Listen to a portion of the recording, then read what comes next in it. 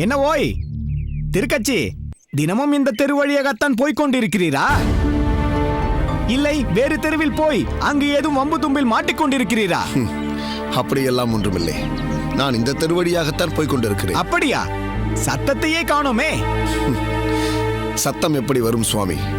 இந்த தெரு வழியாக போகும்போது தமிழ் பாசுரத்தை என் மனதிற்குள் பாடிக்கொள்வேன். அக்ரஹாரத்தை கடந்ததும் வாய்விட்டு சத்தமாக பாடுவேன். அப்படி அந்த பயம் இருக்கட்டும்.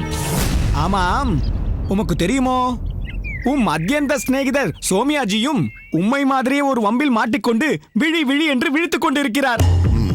தெரியும், மிகவும் வருத்தமாகத்தான் இருக்கிறது. என்னவோ அன்றைக்கு உமக்கு பிரமாதமாக பரிந்து கொண்டு வந்தாரே, இன்றைக்கு என்ன ஆயிற்று பார்த்தீரா? ஊரை பகைத்துக் கொள்ளக்கூடாது ஓய். ஒரு ஆபத்து சமத்து என்றால் உறவினர்கள் வர தாமதமாகலாம், ஊரார் தான் உடனே வந்து கை கொடுப்பார்கள். இதை நீரும் உம் ஆத்மார்த்த சிநேகிதரும் எப்பொழுதுதான் புரிந்து கொள்ளப் போகிறீரோ? நான் புரிந்து கொள்ளாமல் இருக்கலாம், ஆனால் அவரை போன்ற வேத விற்பன்னர் இதை புரிந்து கொள்ளாமலா இருப்பார்? என்ன பேசுகிறீர்? புரிந்து கொள்ளாமல் தானே இன்று தண்டனை அனுபவித்துக் கொண்டிருக்கிறார். நியாயம் தன் பக்கம் இருப்பதாக உறுதியாக நம்புகிறாரோ என்னவோ? நம்புவார் நம்புவார். நீரும் அவரை சேர்ந்தவர் தானே, அவருக்குத்தான் தாளம் போடுவீர். டே சுதர்சனா, நில். என்னப்பா?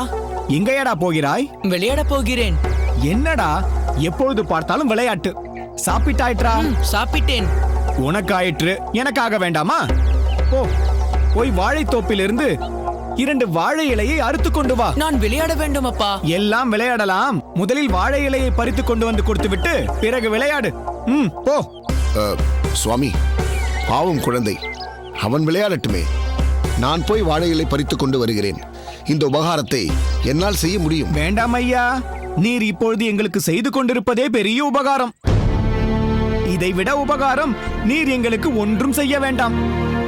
வாயை மூடிக்கொண்டு மனதுக்குள் பாடிக்கொண்டு உம் வேலையை பாரும். போம். டேய் சுதர்சனா, என்னடா இன்னும் நின்று கொண்டிருக்கிறாய்? உள்ளே போய் கத்தியை எடுத்துக்கொண்டு இலையை பறித்துக் கொண்டு வா. சரி சுவாமி, அடியேன் புறப்படட்டுமா?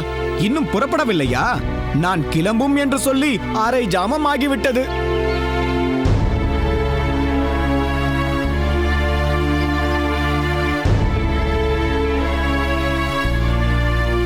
டே சுதர்சனா, நில். போனேன் வந்தேன் என்று இருக்க வேண்டும். அங்கு சென்று வேடிக்கை பார்த்துக் கொண்டிருக்க கூடாது. சீக்கிரம் வா. போ.